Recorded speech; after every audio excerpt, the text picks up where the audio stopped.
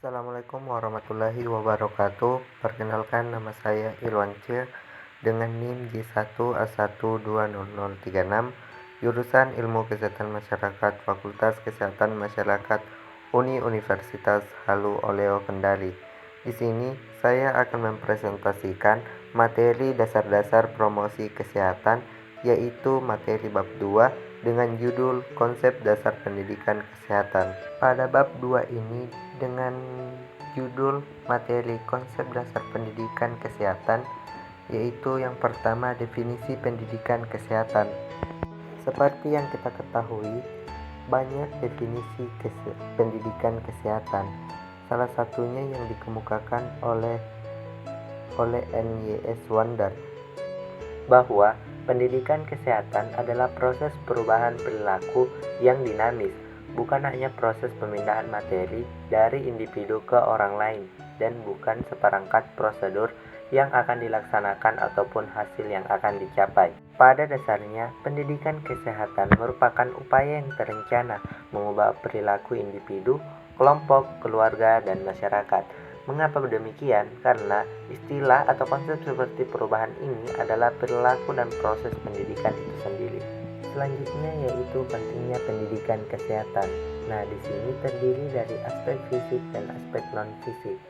Pada negara-negara berkembang, pada prinsipnya masalah kesehatan terbagi menjadi dua aspek tadi, yaitu aspek fisik dan aspek non-fisik.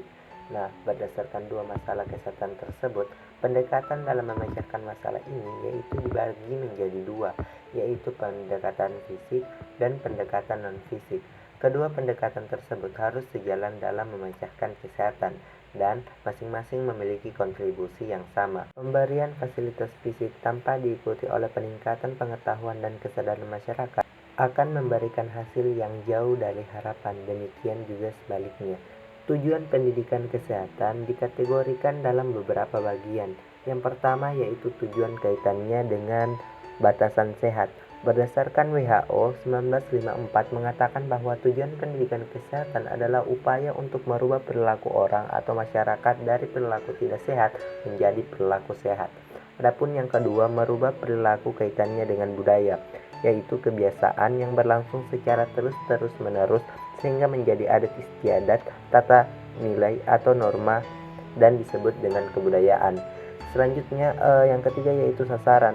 Pada umumnya pendidikan kesehatan di Indonesia berdasarkan kepada program pembangunan Indonesia itu sendiri adalah masyarakat umum dengan berorientasi pada masyarakat pedesaan, juga masyarakat kelompok tertentu seperti wanita, pemuda, remaja.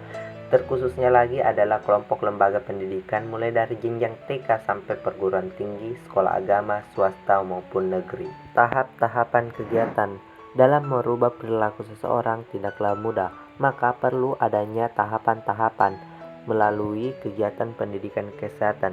Yang pertama yaitu tahap sensitisasi, di mana tahap ini adalah memberi informasi untuk menumbuhkan kesadaran pada masyarakat terhadap hal-hal yang penting yang berkaitan dengan kesehatan, misalnya adanya pelayanan kesehatan, fasilitas kesehatan, dan kegiatan imunisasi. Tahap yang kedua yaitu publisitas, di mana kelanjutan dari tahap sensitivitas yaitu menjelaskan lebih lanjut jenis pelayanan kesehatan di fasilitas pelayanan kesehatan, misalnya di puskesmas, posyandu, polides, dan pustu. Yang ketiga yaitu tahap edukasi, di mana bertujuan untuk meningkatkan pengetahuan, mengubah sikap, dan mengarahkan perilaku yang diinginkan oleh kegiatan tersebut dengan cara digunakannya cara proses pembelajaran. Yang keempat yaitu tahap motivasi, di mana ini berarti bahwa setelah mengikuti pendidikan kesehatan, individu atau masyarakat mampu merubah pola pikir perilaku sehari-harinya sesuai dengan perilaku yang telah dianjurkan tadi. Baik, selanjutnya yaitu peran pendidikan kesehatan dalam kesehatan masyarakat. Di sini terbagi menjadi 4 poin.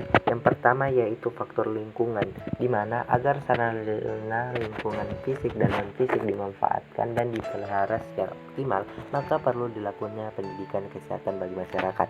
Yang kedua yaitu peran pendidikan kesehatan dalam perilaku, yaitu dalam hal ini berarti tujuan akhir mempraktikkan kehidupan sehat bagi dirinya sendiri dan bagi masyarakat, atau masyarakat dapat berperilaku hidup sehat. atau health lifestyle. Yang ketiga yaitu peran pendidikan kesehatan dalam pelayanan kesehatan itu sendiri. Nah, dalam hal ini pemerintah Indonesia dalam Departemen Kesehatan telah menyediakan fasilitas kesehatan masyarakat dalam bentuk pelayanan kesehatan masyarakat atau puskesmas. Nah, tapi pelayanan ini belum dioptimalkan secara merata. Yang terakhir yaitu peran pendidikan kesehatan dalam faktor hereditaritas, di mana orang tua yang sehat dan gizinya baik mewariskan kesehatan baik pula kepada anaknya. Begitu pula sebaliknya, orang tua yang khususnya kesehatan ibu yang rendah akan mewariskan kurang gizi kepada anak-anaknya. Selanjutnya yaitu ruang lingkup pendidikan kesehatan.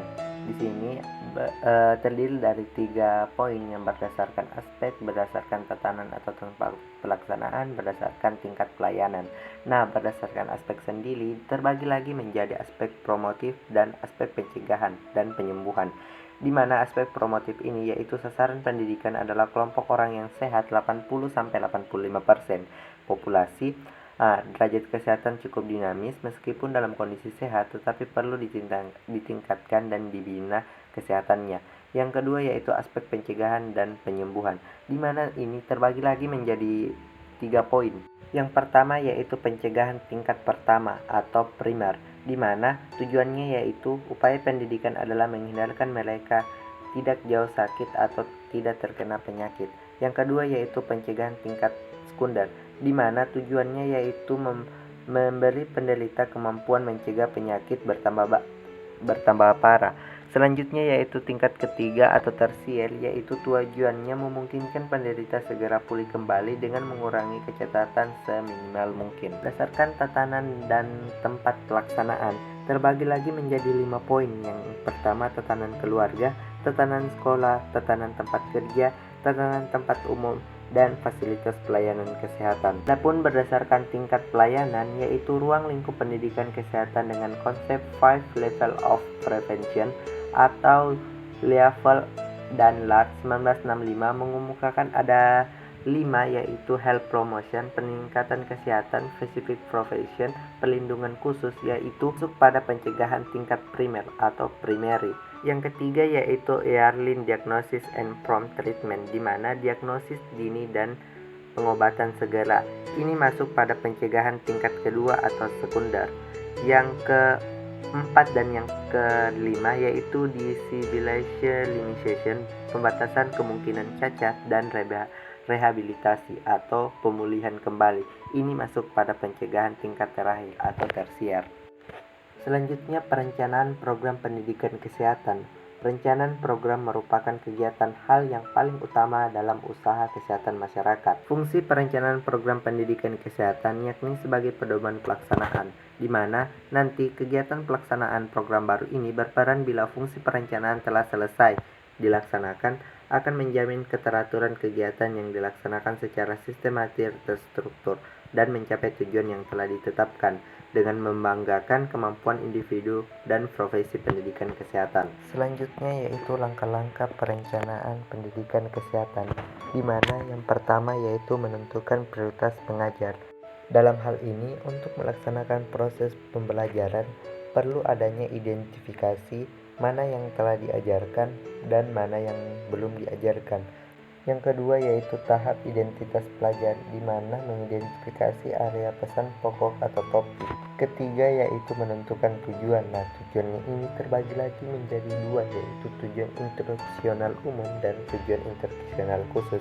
Tujuan umum ini yaitu merupakan tujuan yang akan dicapai setelah menyelesaikan setiap pokok bahasan. Yang kedua yaitu tujuan instruksional khusus, yaitu bertujuan untuk audiens, perilaku spesifik yang diharapkan sasaran setelah proses mengajar, condition atau syarat atau keadaan yang harus dipenuhi, degree atau tingkat keberhasilan.